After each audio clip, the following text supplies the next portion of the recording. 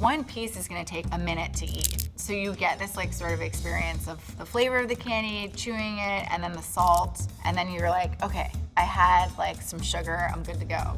I can eat a little bit. It gets hard, like especially when we're testing flavors and stuff, you start to lose your sense of taste, your sharpness sort of. But still, when I eat some taffy, I'm like, dang, that's pretty good. My name is Marisa Wu. I am the owner of Salty Road, the only saltwater taffy company in New York City. I always wanted to start my own company, specifically in food. I originally wanted to get involved with chocolate, but chocolate was super saturated. I started looking into other things, and I was working at the Rockaways at this organic produce stand. And they asked me to make saltwater taffy. And I was like, saltwater taffy, it's kind of gross. It's artificially flavored, and it just never seemed like very tasty. The other candy maker that I was working for, she was basically like, that's a bad idea. It's very laborious, you need all this machinery. As soon as she said that, I kind of was like, well, maybe I could make a go of it and at least try it out, because I started researching and there was no one else making sort of an elevated saltwater taffy. I started originally in my apartment, just testing stuff out. I was pulling the taffy by hand in 7-pound batches and then cutting and wrapping it by hand. It was not going to be sustainable, put it mildly. So I started looking for equipment. We have different recipes for each flavor, which is really annoying sometimes, but it's also what makes us different.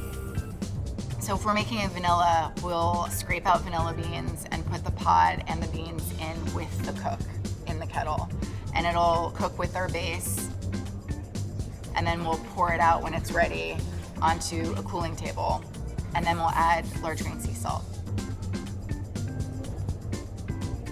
We put it onto the taffy puller, and the taffy puller aerates the candy. It's pushing air into the product. And then we leave it on there for about 2 minutes. We take it back off and cool it down just a little bit more. We put it on a batch roller, and the batch roller forms it into a cylinder. And then we take it off the batch roller and we hand pull it into the cutting wrapping machine. An average day really depends on what's going on with the company.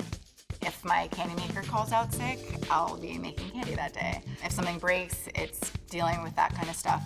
Taking meetings there. A lot of people like to come and see the factory and see how the process goes, which is always kind of a fun time for us. Confectionery is very small margins.